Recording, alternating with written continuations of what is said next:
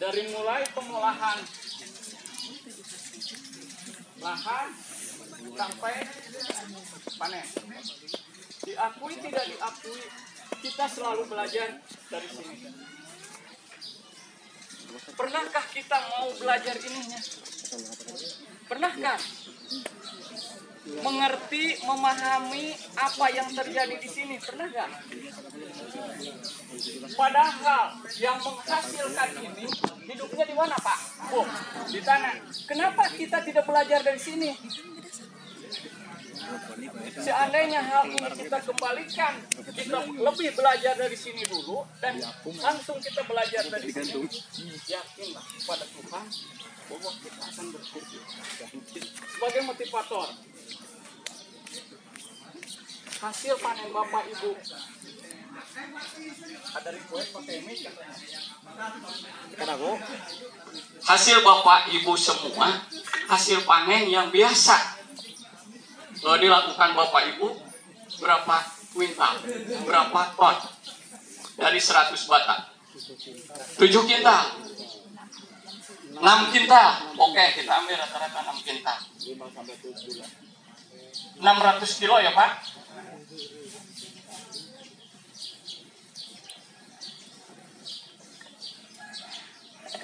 Hal yang bisa kita capai dari yang biasa Bapak lakukan 6 kintal, mungkin nggak 100 bata bisa 2 ton? Mungkin nggak? Nah, kata Ibu mungkin. Dan justru kenapa saya tadi bilang, saya menggarap sawah dari mulai 100 bata, kok bisa jadi 1,5 hektar. Disinilah yang mungkin sesuatu hal yang naif ya Pak, sesuatu hal yang nggak mungkin kita raih kalau kita menghasilkan 2 ton per 100 bata. Kita kembalikan.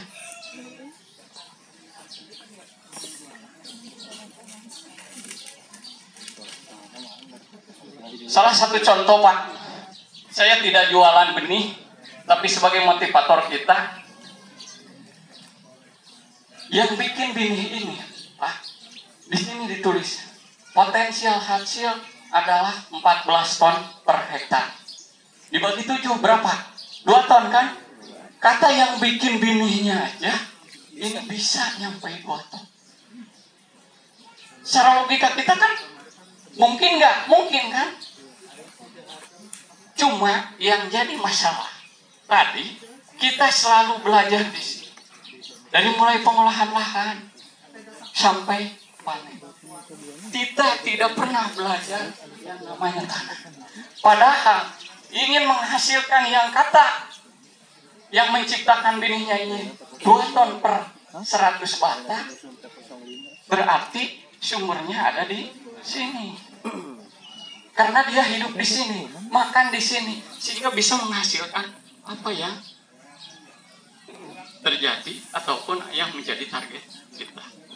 Nah, inilah yang ingin kita pelajari secara bersama-sama.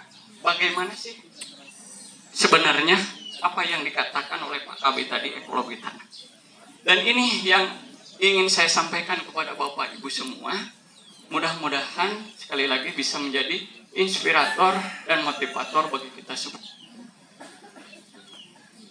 Tanah ini Pak, tanah ini secara kasat mata, saya pribadi selalu membagi 3 bagian.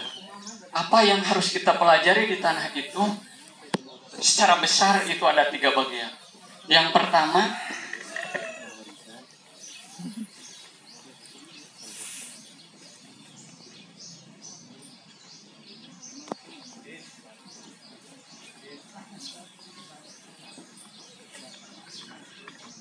ini yang ingin kita pelajari. Yang pertama sifat fisik, yang kedua sifat kimia, yang ketiga sifat biologi. 3 hal ini yang menjadi pondasi kita untuk budidaya, misalnya padi sawah, ingin menghasilkan sekian. Ini kuncinya yang harus kita pelajari. Saya bertanya kepada Bapak Ibu semuanya, pernah nggak mendengar kata ini, belajar ini, dan diterapkan? di kegiatan bertani Bapak Ibu Saudara semuanya? Pernah kan? Belum kan? Makanya kalau tadi Bapak menghasilkan 6 kuintal, ya nggak apa-apa. Orang yang atau tanaman yang kita usahakan hanya memakan apa adanya, Pak. Ya kan? Hanya memakan apa adanya dan dia tumbuh apa adanya sehingga hasil produksinya juga apa adanya. Nah, inilah yang ingin saya rubah dan inilah yang ingin kita hadirkan di tengah-tengah pertanian kita agar apa yang tadi tujuan kita ini bisa tercapai. 3 hal ini yang paling utama adalah yang pertama, sifat fisik. Wujud dari tanah itu kita harus tahu, harus mengenal. Karena apa? Seperti kita ketahui bahwa kita sendiri katanya, kata keterangan bahwa diciptakan dari tanah dan akan kembali ke tanah. Harusnya kita berpikir luas dari situ, ya kan? Seandainya kita dilahirkan dari tanah dan mau kembali ke tanah, kita makan dari tanah itu melalui tanaman yang dihasilkan. Kenapa kita tidak belajar sifat fisiknya ini? Wujud. Kan kata keterangan ada wujud itu nomor 1. Wujud, hidam, baku. Wujud itu nomor 1. Kalau kita tidak mengenal, dia mau kita mau menghasilkan target kita gimana? Inilah sebuah paradigma yang harus kita rubah. Sifat fisik. Ini sebelum ke praktek, Pak. Kita bedah dulu lah biar paham dan mengerti. Sifat fisik. Apa yang kita harus pelajari dari sifat tanah, sifat fisik tanah? Di sini ada 5. Saya selalu membagi 5 bagian. Yang pertama uji kapiler. Yang kedua aerasi. Yang ketiga tekstur. Yang keempat konsistensi. Yang keempat mengikat air. Mengikat air. Inilah 5 hal dari sifat fisik yang perlu kita pelajari. Kapiler, aerasi, tekstur, konsistensi, mengikat air. Kapiler itu hal yang perlu kita ketahui karena apa? Karena yang namanya tanaman padi bukan tanaman air. Artinya paradigma kita atau pemikiran kita harus diubah. Kita selalu bertumpu pada yang namanya padi. Can caina aya dina luhur potokan pinuh, urang can bangga. Ya kan? Padahal di dalam ilmu tanah, ya kan? Di dalam kita mengkaji tanah, yang namanya air bukan yang di atas, tapi bagaimana air itu bisa ke bawah. Karena apa? Akar adanya di mana? Di bawah. Minum air. Apakah mungkin akar di bawah minum air yang di atas? Gak mungkin kan? Tapi air yang di bawah. Nah, nanti kita akan uji bagaimana air yang di atas itu bisa ke bawah dan disimpan sehingga bisa menjadi cadangan makanan atau minuman si akar. Itu yang pertama. Yang kedua, sifat aerasi. Hubungannya dengan apa? Dengan udara. Tadi dikatakan akar itu di bawah. Ya kan? Yang namanya akar di bawah itu pasti perlu kayak kita menghirup oksigen, menghirup udara. Kalau seandainya aerasinya ini, pori-porinya ini tidak bagus, si akar mau mengkonsumsi atau menghirup udara gimana? Ini kan logikanya ke sana. Berarti kita harus tahu seberapa besar pori-pori tanah yang kita miliki.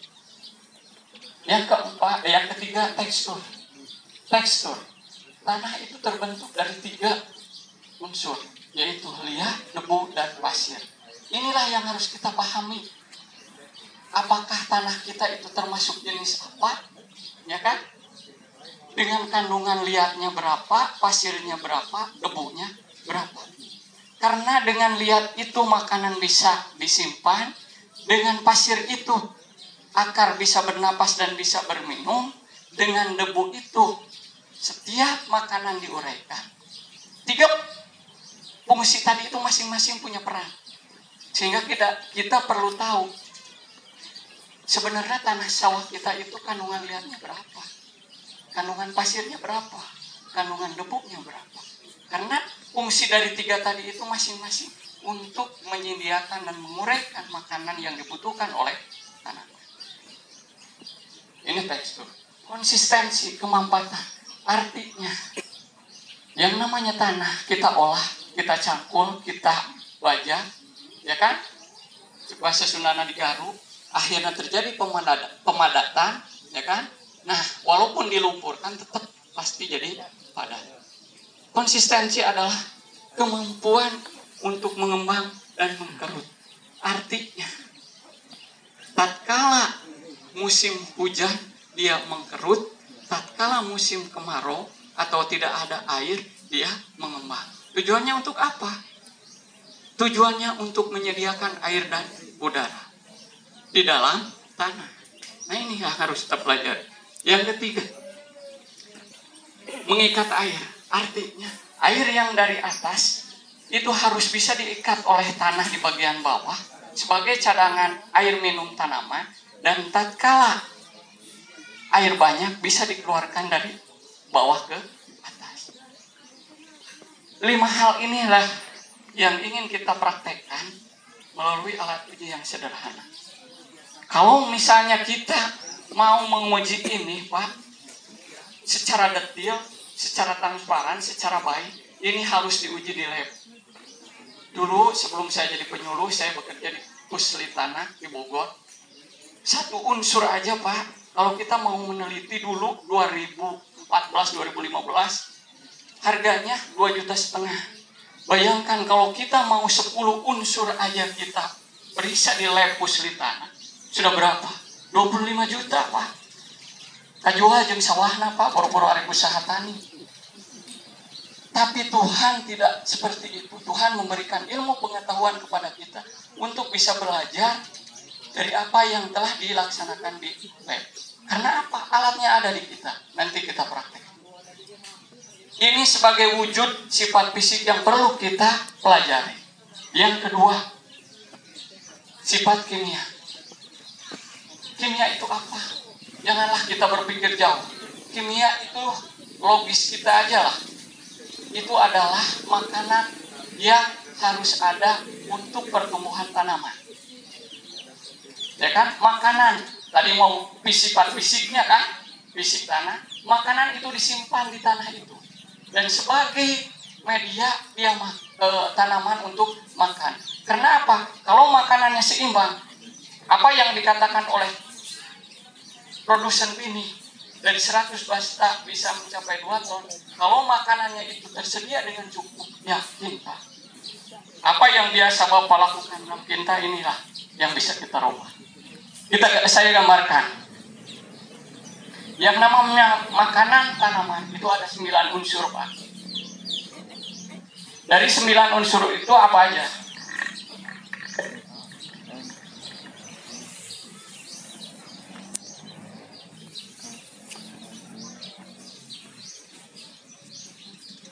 Bios kahandap ya, Pak.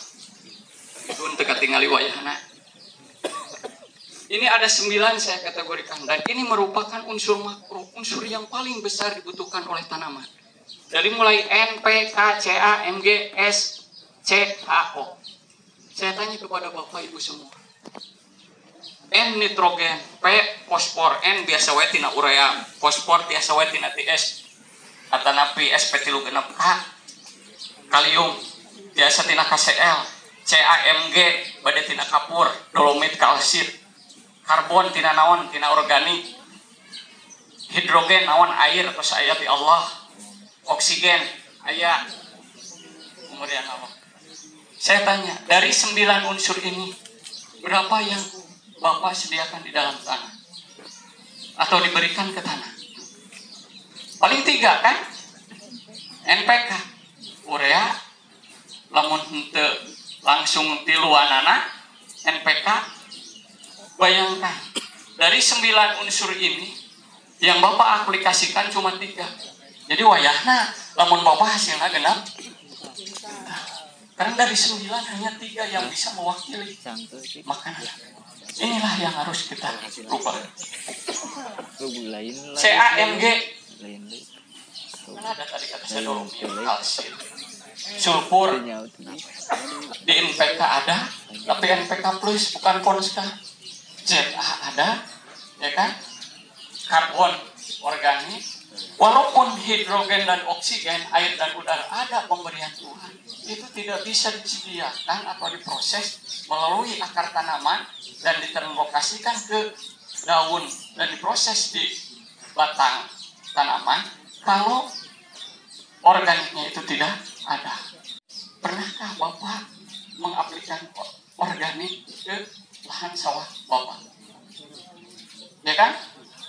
No ayahnya didurukan ya Pak. Padahal tadi konsep awal saya bisa memperluas sawah dari 100 bata sekian karena itulah yang menolong saya. Saya tidak perlu mengaplikasikan banyak organik, tapi saya memanfaatkan apa yang telah Tuhan berikan melalui apa? Sisa yang kita bawa ke rumah. Yang kita bawa cuma hasil panen kan? Ya kan? Parena. Jerami mah tidak pernah kita bawa. Padahal itulah yang harus kita kembalikan ke tanah, ya kan? Karena di dalam jerami itu semua unsur ini ada dan bisa diuraikan nantinya untuk tanah. Nah inilah yang harus kita rubah. Tapi kondisinya apa? Coba sebenarnya maka ada hilang Pak. Ulah kena cek abi jerami sudah diaplikasikan ke sawah tanpa ada proses pengomposan. Yang pada akhirnya yang sering dilakukan oleh petani, jerami tidak dibakar, jerami tidak diberikan kepada tukang ternak, tetapi jerami disebarkan langsung digaruk. Itulah yang menjadi hal yang kurang tepat. Karena apa? Tatkala engke orang melak, ya kan, melak pare dan terjadi proses pengomposan. Yang akhirnya kan panas. Namun panas kan akhirnya mengganggu akar. Nah, ini konsepnya. Abi selalu kalau petakan sawahnya persegi 4, diusahakan yang panen itu posisinya selalu di pojok sawah. Abi selalu itu menyampaikan ke tukang tandur atau nanti tukang gaco. Karena abi mendatara maco, kang ibu. Tarang ngagemu, batur lah gitu kan. Tapi konsep iya diterapkan ke tukang ngurus sawah. Kenapa harus di sini? Walaupun ada resiko mengangkut hasil panen untuk dirontok ataupun diproses di sini, tapi kita bisa mengumpulkan ataupun mengomposkan secara langsung di sini. Tanpa kalau misalnya di tengah resikonya kita harus mengangkut lagi ke pojok. Kalau enggak kita bakar. Karena apa? Karena ini yang akan dijadikan jalan traktor. Itu kan yang dicarikan ke tukang traktor atau enggak di traktor. Tapi kalau yang namanya disimpan di pojok, enggak ada traktor yang lewat pojok. Dan ini dikomposkan, ya kan? Ini dikomposkan, baru setelah menjadi kompos, ini disebar ke lahan. Inilah konsep yang harus kita ingat dan kita hal ini akan berkaitan dengan apa yang ingin kita pelajari dengan sifat biologi. Sifat biologi apa? Biologi itu bahasa ilmu pengetahuan. Tapi yang harus kita pelajari adalah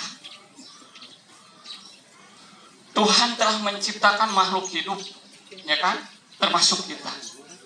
Dan yang mengomposkan bahan organik atau jerami ini adalah makhluk hidup.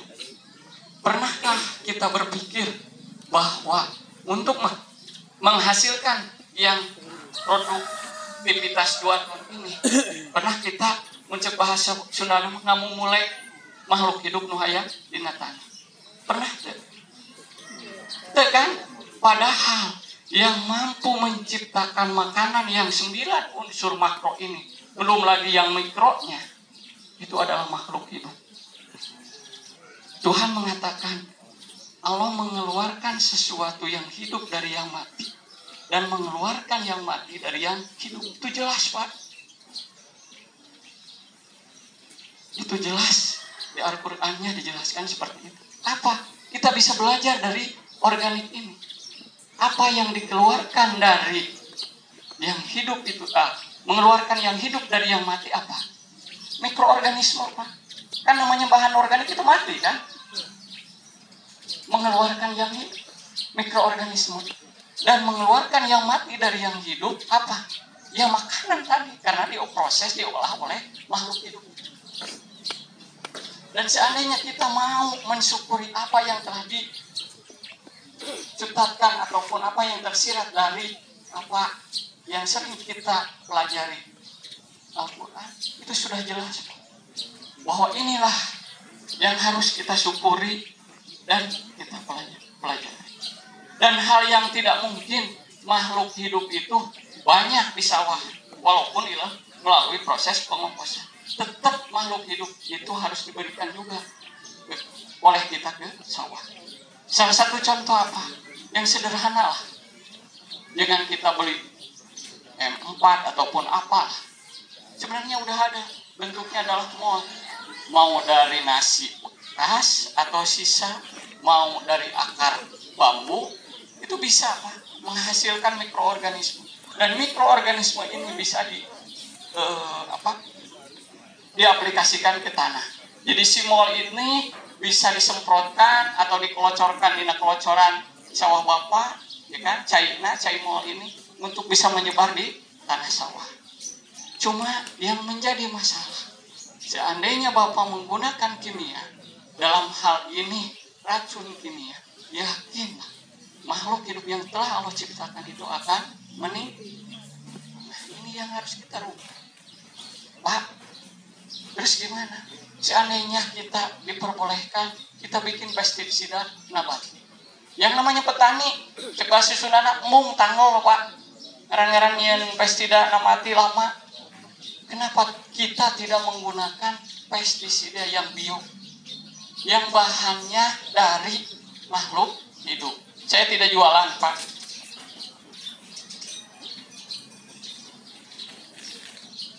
Ini salah satu contoh, Pak. Ini adalah makhluk hidup, Pak. Ini bio insektisida dan bio nematisida. Dengan ini semua makhluk hidup akan terbebas karena ini bukan racun. Ya kan? Simpel, sama dengan apa yang kita gunakan racun. Ini hanya dicampur air. Cuma masalahnya kalau yang namanya bio tidak instan kayak yang insektisida yang sudah sekarang kita pakai. Ini harus kita larutkan ke dalam air, didiamkan minimal 12 jam, baru disemprotkan. Karena untuk apa? Menghidupkan kembali makhluk hidup yang ada di sini. Dengan menggunakan ini, saya berharap bahwa makhluk hidup yang ada di tanah, secara ilmuwan disebut biolog, itu bisa berkembang. Sudah anak beranahan, Pak. Karena makhluk hidup itu yang menjadi pusat kehidupan dan menyediakan makanan bagi tanaman. Ada bayangan nggak, Pak? Posisi kita di mana? Posisi kita selalu ada di sini, kan? Bermimpi enggak Bapak menghasilkan yang sedia? Padahal tadi mengatakan bahwa yang dihasilkan oleh produsen benih aja bisa menghasilkan sedia. Harus bisa, kan? Kata si ibu harus bisa. Nah, inilah yang perlu kita belajar. Sebelum saya praktekkan apa yang menjadi kewajiban saya untuk menyampaikan 3 hal ini, mungkin ada sesuatu hal yang mengganjal menjadi pertanyaan Bapak Ibu. Itu tadi setelah ditumpuk jerami itu ya, kan itu untuk mengaturnya itu disemprot atau gimana? Itu dibiarin aja. Nah, yang namanya jerami setelah ditumpuk ketinggiannya paling tinggi saya kalau biasa lakukan itu adalah 1,5 meter. Kalau dikomposkan sendiri itu lama, Pak. 2 bulan baru dia bisa busuk. Karena kita memerlukan waktu yang sangat singkat antara pengolahan ke garung, gitu kan? Nah, Apa yang perlu kita lakukan adalah mengaplikasikan MOL tadi, mikroorganisme lokal. Dan dengan mikroorganisme itu dia akan melakukan proses pengomposan, artinya penghancuran si jerami. Nah inilah yang perlu kita aplikasikan. Kita bisa bikin MOL dari tadi kan sisa makanan, bisa dari akar bambu, yang cepat bisa beli M4. Nah ini. Tapi yang saya paling senang kita bikin MOL sendiri. Dari sisa makanan bisa nasi, ya kan? Nasi bekas, sisa bapak tidak dipakai, dibungkus, disimpan di bawah meja, yang penting yang lembab. Nanti setelah berbentuk jamur, jika oncom, kayak oncom, nah itu bisa berarti makhluk hidup sudah ada di situ. Kita masukkan ke air, ditambah air beras, ditambah gula, ditambah terasi, kita kocek, nah, kayak sambal kan Bu. Dan dia akan hidup. Nanti setelah 10 hari, minimal 12 hari, itu sudah bisa kita siramkan ke bahan organik yang mau kita bikin kompos. Sebenarnya di alam itu sudah ada Pak. Tinggal kita mau dan adakah pengetahuan yang bisa nyampe ke itu yang perlu kita gali. Paham Pak? Ada lagi? Ya teh kade cicing-cicing teh ngarti itu Pak Puyang. Kuma Pak? Oh yang itu biasanya kalau saya itu nasi, ya kan, air beras, cucian beras, itu bisa terasi, bisa gulanya 2%. Gula aren pemarican sekarang ipun mah. Duka nyindiran, duka kumaha. Gula pasir mah enggak, gula kelapa mah enggak, yang penting bentuk gula.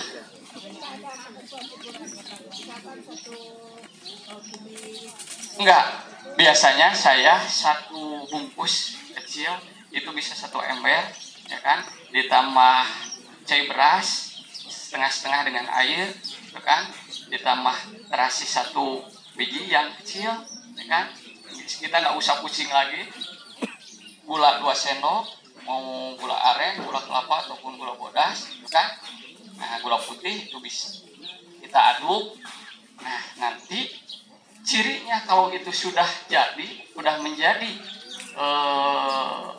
MOL, tatkala baunya bau tape, itu bisa 10 hari 12 hari bisa. Saya contoh bawahnya Pak.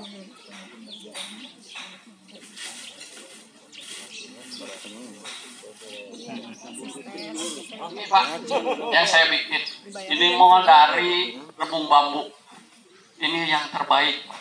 Karena tanah yang paling subur yang bisa kita jadikan media tanam, baik itu di pot ataupun di apa, itu adalah tanah yang di bawah pohon bambu. Karena banyak mikroorganisme yang hidup di sana. Akar. Nih kan ada akarnya, ada rebungnya.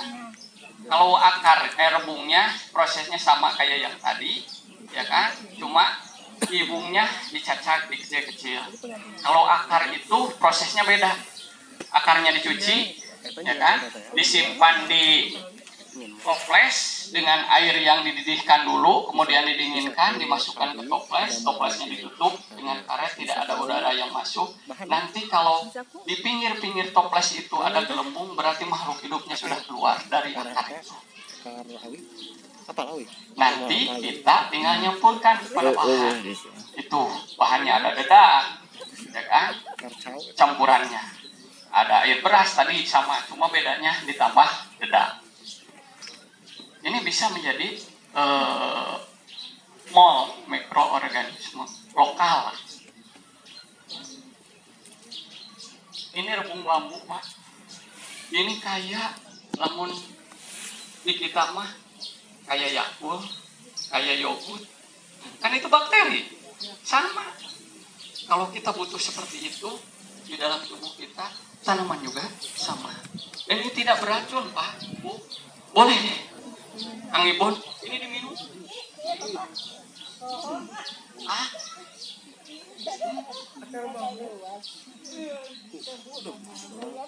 Ini adalah makhluk hidup ciptaan Allah, Ibu.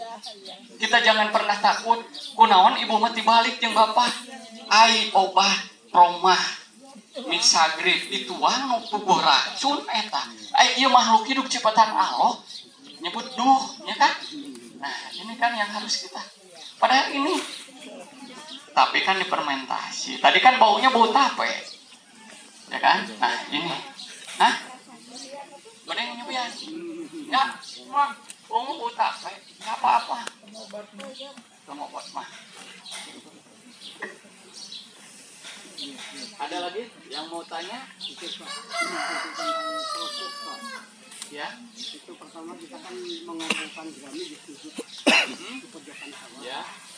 Nah setelah Kumpulkan. kita setengah meter, itu kita membuatnya, itu disiram dari atas atau gimana prosesnya? Nah, itu biasanya kalau saya setiap 20 cm itu disiram dulu tambah dulu lagi atau enggak 25 cm lah sampai basah, nanti ditumpuk lagi sampai basah. Mau disemprot pakai embrat, maka kalau Pak disemprot itu kayaknya susah lah air sampai ke bawah. Tapi kalau pakai embrat siraman itu gampang. Ada 3 hal yang perlu kita pelajari: sifat fisik, sifat kimia, dan sifat biologi. Dari sifat fisik yang perlu kita pelajari ada berapa? 5. Nah, ini yang perlu kita pahami. Dari mulai kapiler, aerasi, tekstur, konsistensi sampai mengikat air. Yang 5 ini yang akan kita praktekkan diuji sifat fisik, ya kan? Yang pertama, ini untuk aerasi. Bagaimana udara terjadi ataupun ada di tanah Bapak? Kondisinya seperti apa? Apakah udara nanti aya? Artinya si tanaman oge ngarenghapna kurang sesak lamun cek bahasa ieu mah karena pori-porina tidak bagus. Nah, ieu alat nu digunakeun. Anu kadua, mengikat air. Artinya engke di caian ieu kumaha cai ti dieu bisa nyerap ka luhur. Ya kan? Bisa naik berapa jam, berapa senti setiap jam, ini yang harus kita ukur. Nah, ieu uji kapiler, artinya cai ti luhur bisa kahandap dan bisa diikat, termasuk yang anu ieu. Ya kan? Anu terakhir tekstur. Uji lihat debu sarang pasir, dan dari 3 unsur itu kita akan tahu berapa persen liatnya, berapa persen debunya, dan berapa persen pasirnya. Sehingga kayak persentase itu akan kita masukkan ke segitiga sektor. Jenis apa tanah kita yang diolah. Dan seandainya tahu kita jenis tanah apa, kantun browsing Pak dina Google, oh tanah abi mah lihat lempung berpasir, karakternya segak naon, tinggal buka. Tapi yang paling susah menentukan lihat lempung berpasirnya itu banget. Ya kan kadang nganggo di praktek. Itu namina engke kategori atau napi golongan anak tadi dicontohkan lihat lempung berpasir, tinggal buka dina Google. Orang lah keputra anu sepuh anu mau yakin lah tadi dinten ngoprek HP gitu kan. Oke, berbeda.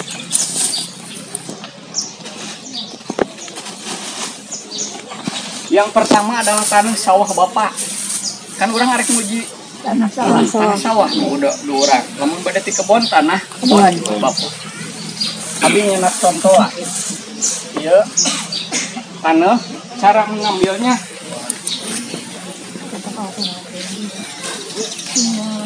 ini harus diambil pada waktu tidak ada proses tanaman.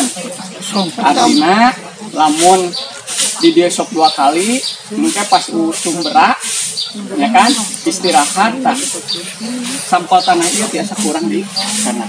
Artinya, biasa ini parinan yang ditolak, dan mau terus diolah, kurang di kali. Karena bukan berarti gemuk atau pupuk saja yang ada terkandung di sana, tetapi sifat fisiknya sudah berubah karena pengolahan lahan yang kita lakukan. Jadi tetap harus pada waktu tanah istirahat. Caranya Pak, Kalau satu petakan ini kita ambil dari sini satu sampel, dan kita jadikan satu. Kalau Bapak punya 5 petak sawah, berarti Bapak punya 5 sampel. Dan saya selalu ingat, yang 1,5 hektar petakan saya berapa? 18, Pak. Dan saya harus tahu 18 petak itu kondisi tanahnya beda-beda. Yakin Pak, tidak akan sama. Sehingga perlakuan pupuk, perlakuan jarak tanam, setiap petakan itu beda-beda.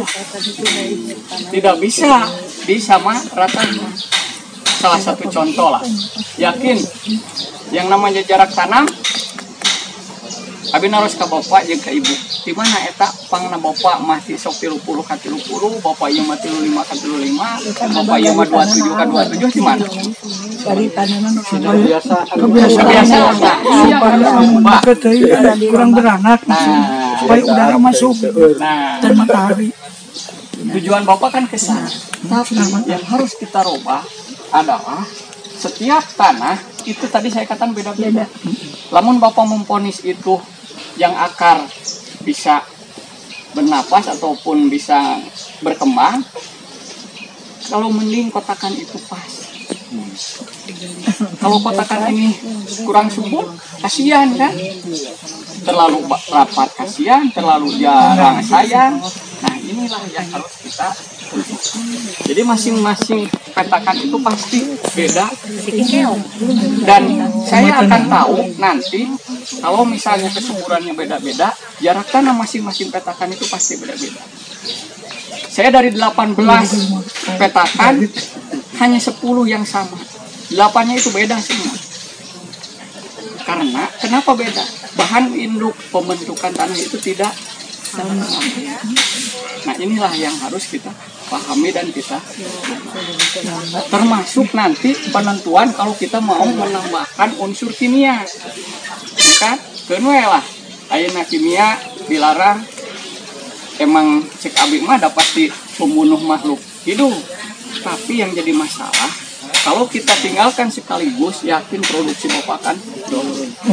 Tapi kalau Bapak setelah 3 tahun mengaplikasikan organik, kesananya kimia kita kurangi, masih tetap bertahan. Saya 100 bata hanya 5 kilo Pak, urea tidak pernah pakai NPK. Seandainya pakai NPK hanya 10 kilo lah, 100 bata itu 2 kali pembuatan. Tujuannya karena apa?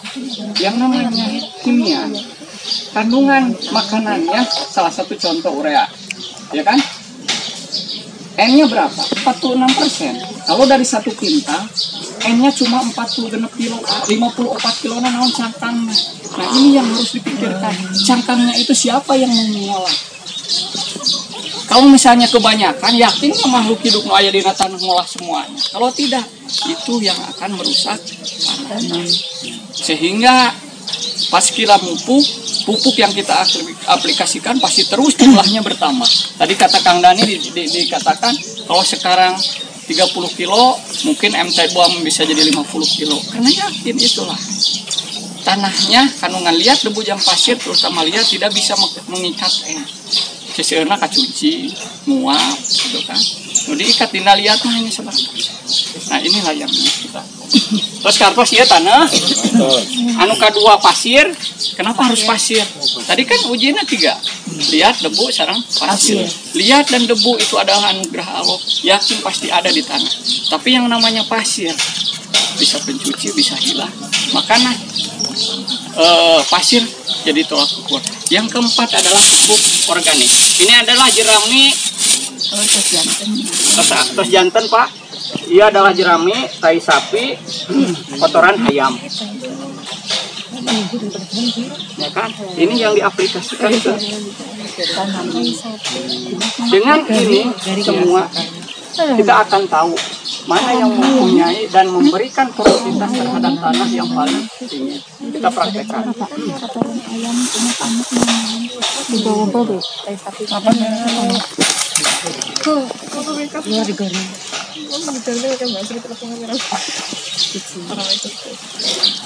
Ini cuma dia nggak kuku.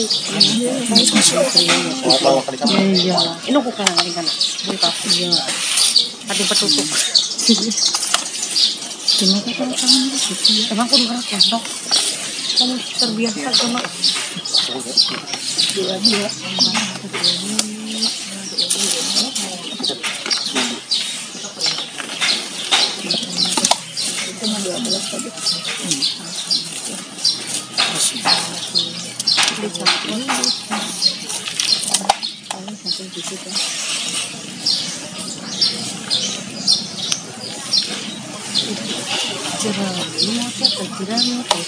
Ini yang harus kita lakukan. Artinya tanah sendiri yang kita uji, tanah dengan pasir, tanah dengan pupuk organik. Ukurannya harus sama. Kalau di sini 2 wadah, ini juga harus 2 wadah. Artinya di sini dibalik. Ini 1, ini 1. Ini sama dua ini. Berarti kan tanah 1, ini 1. Kita campur rata. Dan nanti hasil campurannya itu masukkan ke botol aqua. Jadi siapkan botol aqua seperti ini, disiapkan toples, ya kan? Dilubangi bawahnya. Ya kan? Dilubangi mau setengah senti pakai jarum pentul. Ibu menggaduh lah. Pakai paku, Pak. Kalau pakai paku itu terlalu besar. Yang kan pori-pori tanah kecil, Bu. Ya kan? Harus kita samakan lah posisinya dengan jarum. Artinya pakai jarum. Berapa ukurannya? Ini, Bu. Jari. Nah, ini tingginya. Jadi kalau kita petani mencari penggaris lama, kita harus punya ukuran yang simpel, langsung ya kan? Biar kita masukkan lubangnya atau apa dua? Lubangnya sekelilingnya lubangnya. Ini setiap setengah senti, Bu. Ke bawahnya setengah senti, 1 kelilingnya ini di lubang.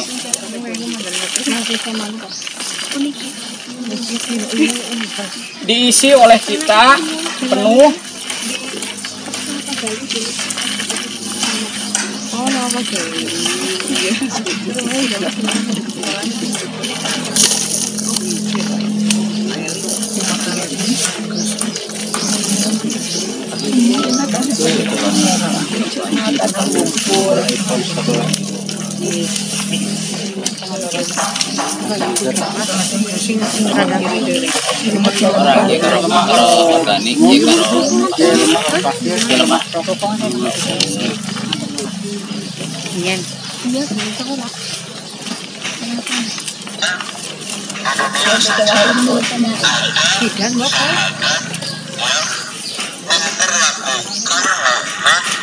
Bukan hanya di dunia tapi juga di akhirat. Munafik, orang yang bermunafik mungkin bukan pasti disebut munafik itu pasti.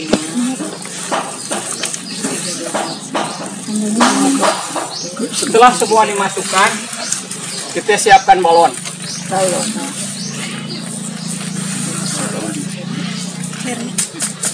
Ini warna tidak berkaitan dengan partai, Pak Ibu. Hanya kebetulan lah. Kebetulan.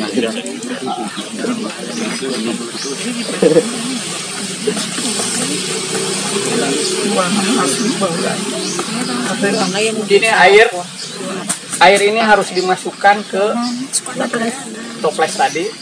Kenapa harus pakai air? Karena yang namanya tanah itu, ya kan, yang memberikan pori-pori itu antara udara dengan air. Tadi kan CH di sini kan, CHO, hidrogen dan oksigen. Makanya air tetap. Ukurannya apa? Kalau pakai aqua yang 600 ml, batas atasnya adalah ini. Kalau orang tuna itu ngaliwat Pak menuju pesantren, pasti dia kan ukuran anak. Kita celupkan di sini, ini kan batasnya. Kalau tadi lubang segini, kalau air adalah segini, setengah. Nah ini kan, nah ini dibagi 3. Kita ambil dari sini dulu, ke sini, dan terakhir ke sini.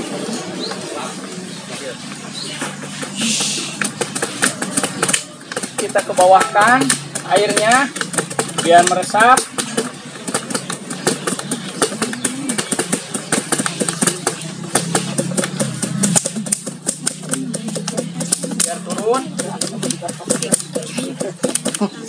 Setelah itu kita masukkan ke toples. Siapa?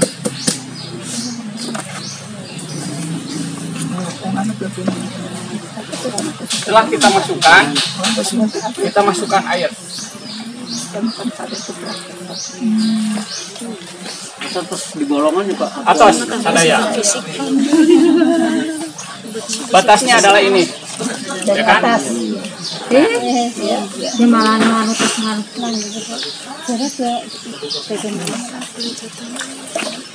Tapi jadi langsung bahasa jadi.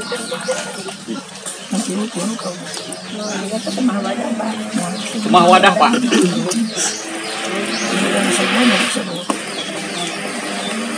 Medianya nggak kurang-kurang. Iya kan? Media.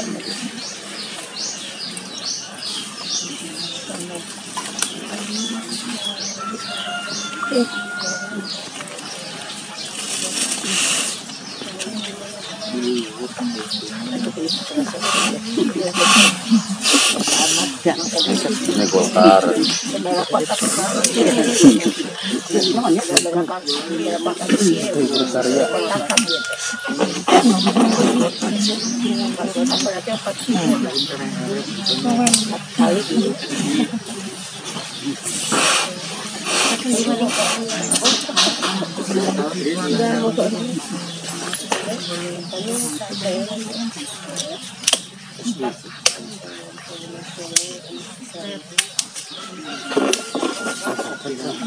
Yang masuk ke ini. Sama cepat.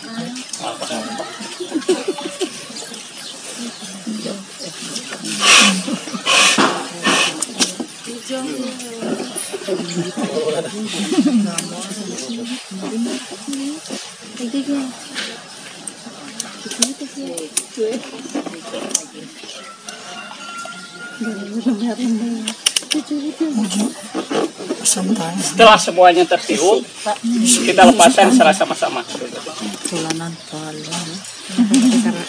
Mana yang Bapak catat dari mulai awal, mana yang keluar udara duluan, seberapa besar gelembung yang terjadi, seberapa lama waktu yang bisa terjadi balon ini kempes dulu, ya kan? Atau Bapak tidak hanya melihat apa yang terjadi, tapi harus Bapak siapkan catatan. Berapa lama? Yang penting mah itu kan, berapa lama dari mulai balon itu dilepas, seberapa besar gelembungnya, ya kan? Nah ini yang harus kita lakukan. Semakin cepat kempes berarti tanah itu semakin besar porosnya. Artinya sirkulasi udaranya akan semakin besar. Pori-pori. Kuncinya apa? Yang menunjukkan bisa menentukan pori-pori di dalam tanah adalah apa? Organik kan? Tidak ada sesuatu hal yang bisa tergantikan. Ya kan? Makanya tadi perang jerami harus dikembalikan kepada tanah adalah salah satu upaya kita menciptakan tanah. Ini nggak ngono lah Pak, menurut saya mah dia mah contoh. Karena apa? Kalau misalnya 75 cm, gampang. Nanti tanah diisi sampai sini, ya kan? Udara airnya sampai yang 25 cm, udaranya 25 cm. Tetap kan air dan udara tidak bisa dipisahkan. Jadi ini yang kalau misalnya 75 kita gampang ngukurnya gitu. Kalau ini kan berarti harus di sini gitu. Kayak sih gampang saja gitu kan. Tapi yang lebih akurat itu harus yang 75 cm.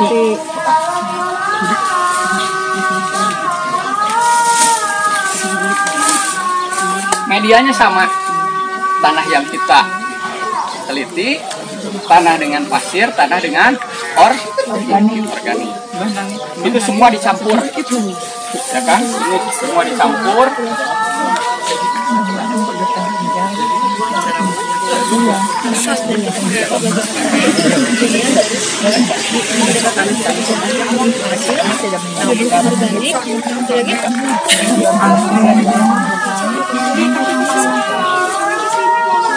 Kita campur sama,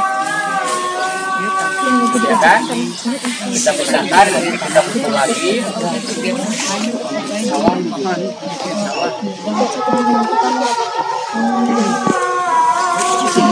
Tetap air yang jadi patokan.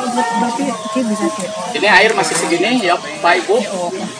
Ini campur dengan tanah dengan pasir, tanah dengan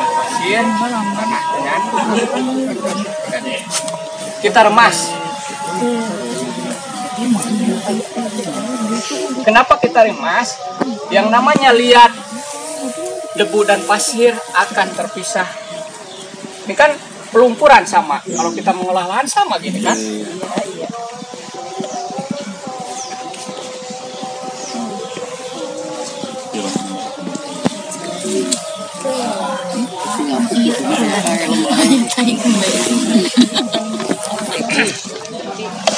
Ini masukkan ke plastik yang udah siapkan. Tadi kan 75 cm. Ininya dibuka Pak, biar gampang memasukkannya. Ini yang tanah plus organik.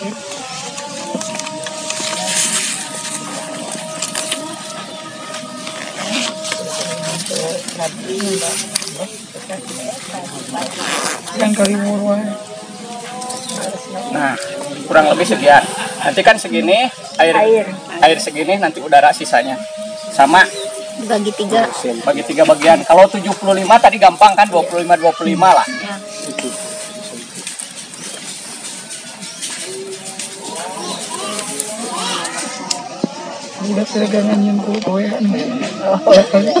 Padahal dulu katanya anak disuruh bermain tanah. Nah, ini salah satunya.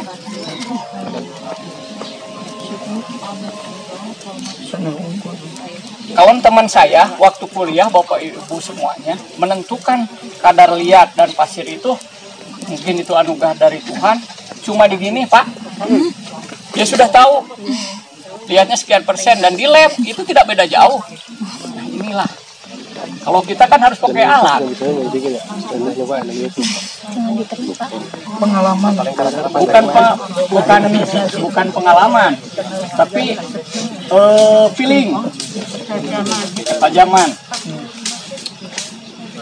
Itu namanya hasil.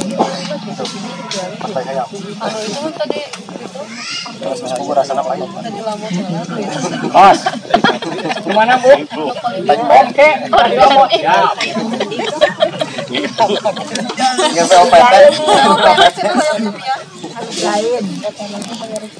Ini siapkan air, ya kan? Ini siapkan karet buat mengikatnya.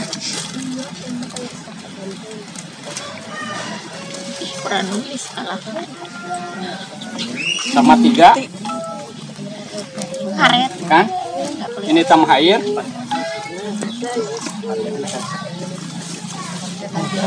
Sap?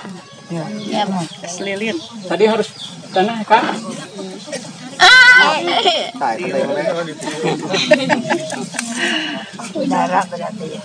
Kata orang tua dulu, untuk mengisi sum-sum anak harus memakan tanah, karena kita akan kembali dari ke tanah. Dari tanah kemana? Nah,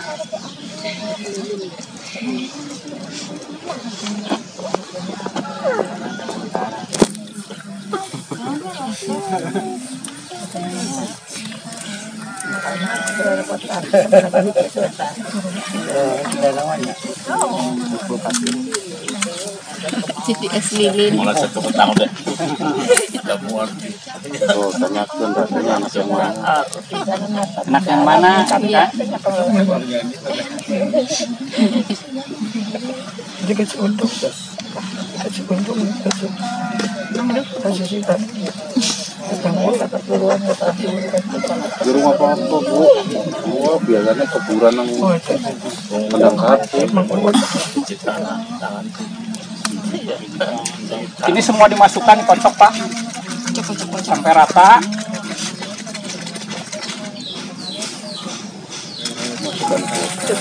Masukkan kulkas buat dimakan.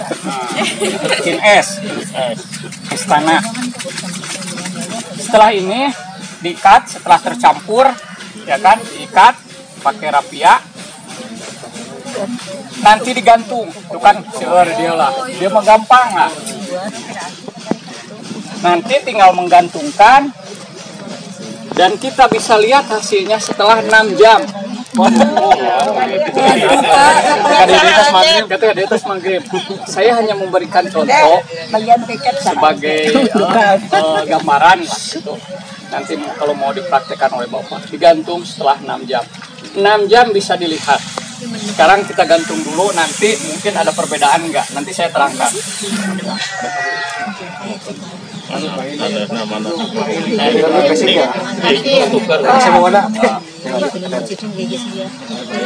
Itu biar dulu disimpan.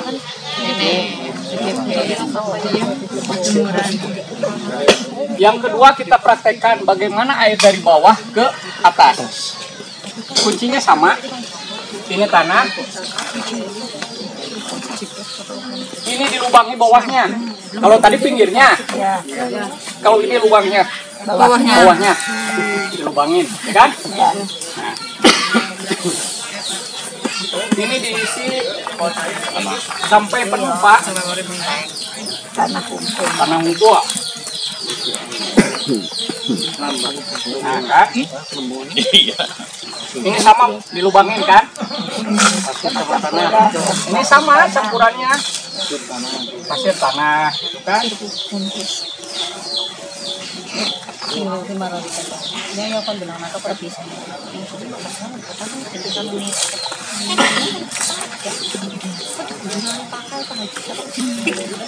Ini saya hanya mencontohkan, nanti bisa dipraktikkan langsung di lapangan.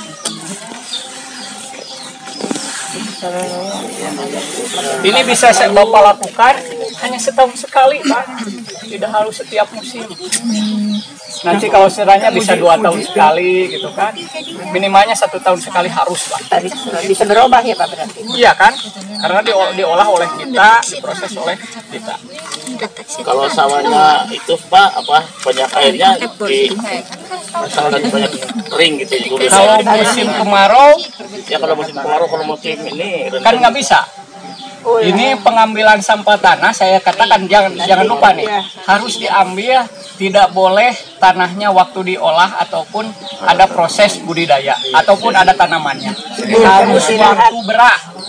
MT kedua kan kemarau, tidak ada tanaman. Nah, disitulah baru tanah kita bisa diambil. Ada hilang Pak, beli cek abi, tanah naon baik gitu, tanah nanti masana biasa. Kan? Ini dikasih air. Batasnya adalah ini, masih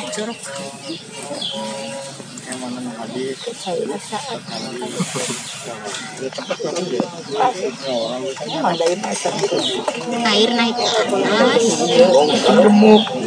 nah nanti tadi kan 6 jam sama ini juga. Setelah 6 jam siapkan bangkok ukuran, ya kan? Setelah 6 jam berapa senti naiknya, berapa yang tersisanya, ya kan? Kalau ini habis berapa senti yang ini, nanti ada belangkonya lah. Ini hanya mencontohkan, prosesnya adalah seperti itu.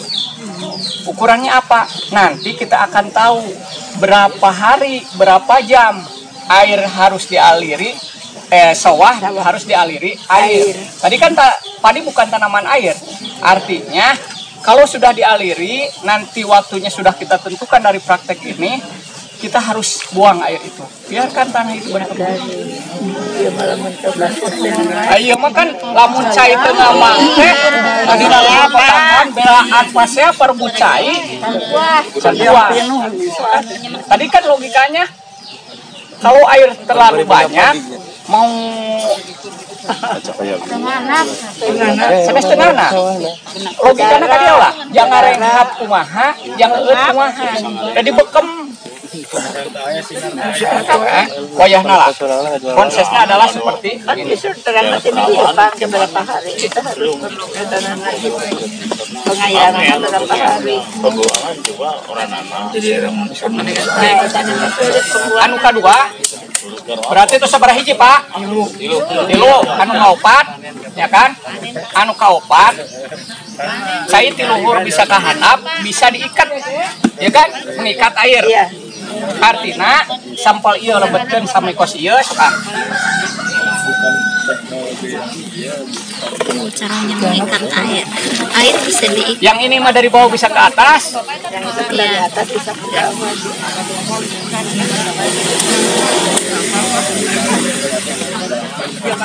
Ini ukurannya sama. Satu ini ukurannya. Bolongnya berarti di bawah ya? Bolongnya di bawah. Iya. Sama kayak yang ini bolongnya. Ini ukurannya. Bolongnya di atas botol. Yang di pinggirnya untuk Bolongnya di bawah. Itu kan untuk udara tadi. Ini tanah, ini tanah pasir, tanah pupuk. Organik. Iya, berapa jam tadi? kita tambahkan air secukupnya. Sama 6.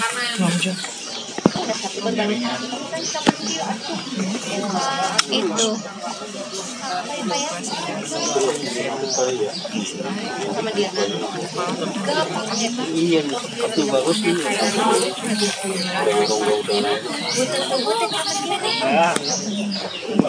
Ini harus kita catat mana yang cepat nyampe ke bawah.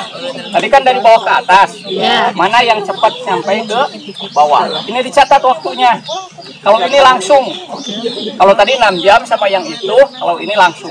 Mana yang lebih cepat? Ya makanya kan waktunya perbandingkan kan aya data nanti kalau nanti aya tanah kumpul, aya tanah sawah, aya tanah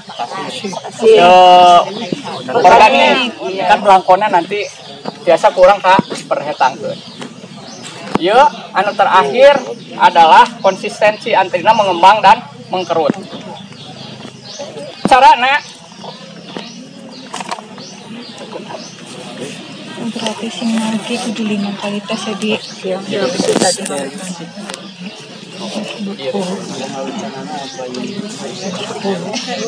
Dicatat belinya jang.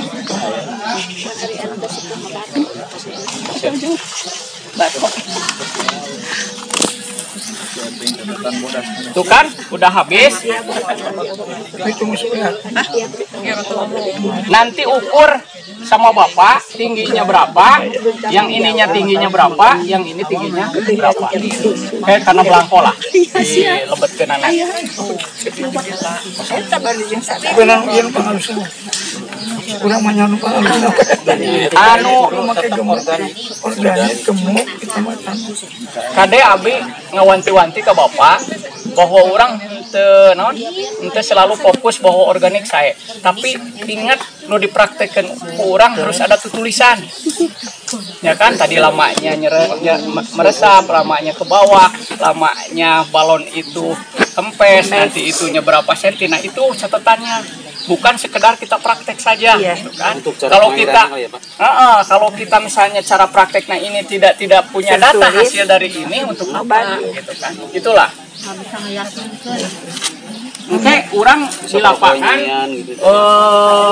apa yang harus kita lakukan itu susah kalau kita tidak punya data. Nah, ini konsistensi bagaimana mengembang dan pengkerut semuanya sama. 1 gelas nih, 1 gelas ini masih ada. Ini semua dikasih air. Ini semua diremas.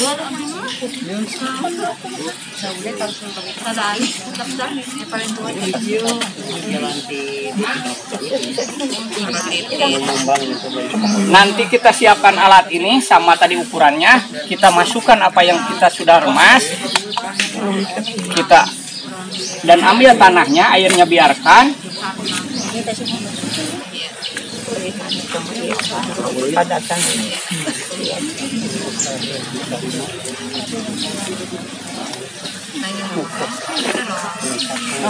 Mengikat itu Pak. Dan kita tentukan berapa senti. Tadi kan penuh awalnya, ya kan? Setelah pakai air dimasukkan ke sini, ya kan? Berapa senti dia menurun. Yang kedua kita timbang nanti hasilnya. Ini harus ditimbang. Nanti kita bisa menentukan konsistensi tanah itu, bisa mengembang dan mengkerut. Artinya tatkala musim penghujan kita bisa mengikat air, tapi mengikat air ya. Tapi tatkala kemarau dia biasa mengeluarkan air mengembang. Ini tujuannya kita, sehingga ini harus diukur tadi sentinya, kita harus timbang hasilnya. Ini adalah 5 praktek uji sifat fisik. Saya udah lunas sampaikan kepada Bapak. Dan tidak mungkin dalam waktu sesingkat ini Bapak bisa memahami. Saya yakin lah dengan keterbatasan kita. Tapi mudah-mudahan dengan apa yang sudah saya sampaikan bisa memacu kita untuk mau belajar. Artinya kita tidak harus belajar sekarang, tapi ke depan. Ya kan, dimulai dari sekarang. Ini uji sifat fisik. Sifat kimia Pak? Kali kita.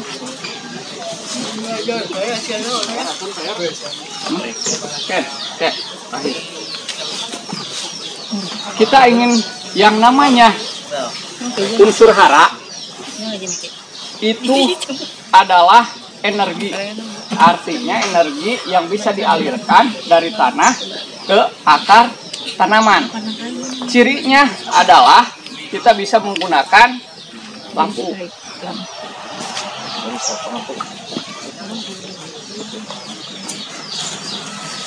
Ini apa Pak? Urea, masih kenal lah. Ini apa? Nitrogenik, ada apa tuh? Ini apa? Ponska kan? Masih organik. Dia kah dia? Jadinya baik. Sambungan Disambungkan ah. No, anak sambungan. Oke, pada mana teman sudah. Ya, wis tekan ya. Cocok tiga.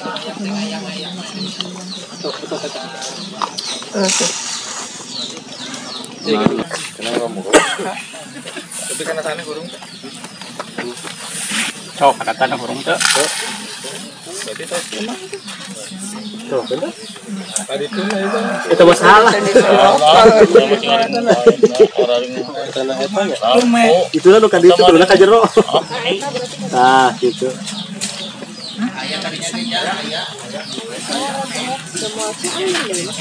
Ya.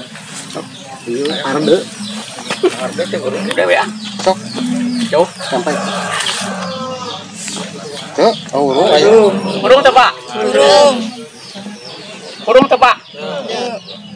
Burung tepak. Burung tepak. Membuktikan bahwa percuma Bapak segala dipasihkeun ogenan itu dia menjadi energi bagi tanaman dan dimakan. artinya dia dimakan cuma hanya seberapa persen apa? Kebanyakannya kacuci, kebanyakannya nguap. Karena tadi kan contoh urea enak hanya 46%, dengan sakita hanya 46, 54 cangkang nak. Tapi kalau organik 100% ini adalah ciptaan Tuhan. Ya kan? Oke dia petrogenik. Organik sama.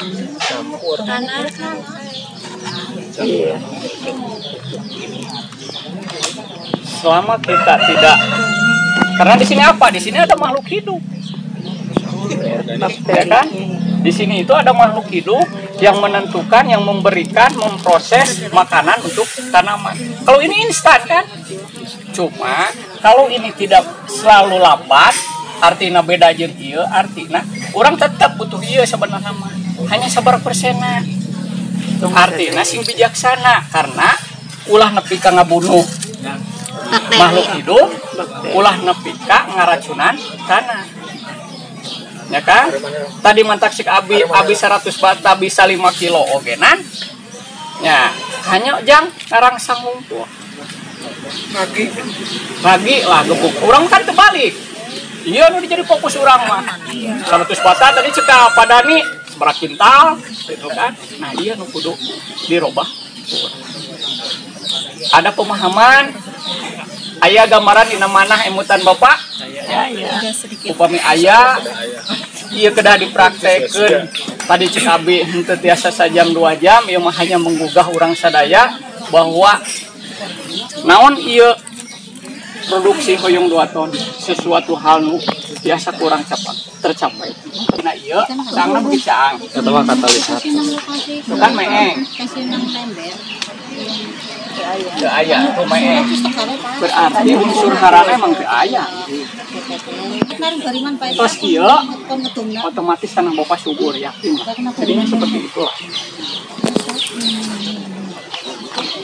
Tos, nu terakhir itu hutang abi aya hiji deui Pak. Urang kedah ningali kandungan liat debu sarang pasir. Ya kan? Yang warna putih di atas itu pasti kandungan liat. Yang tengahnya adalah debu. Ini pasti tiga geret. Ya kan? 3 lapisan. Yang bawahnya adalah pasir. Liat, debu, pasir. Setelah 6 jam kita ukur persentasenya. Pakai senti. Seberapa senti itu ianya? Lihatnya seberapa senti, debunya seberapa senti pasirnya. Nanti kita panjang ini dibagi lihat debu dan pasir berapa persen kita ketahuan. Nanti kita masukkan ke segitiga tekstur tanah dan bisa menentukan naon jenis tanah apa yang ada di sawah kita.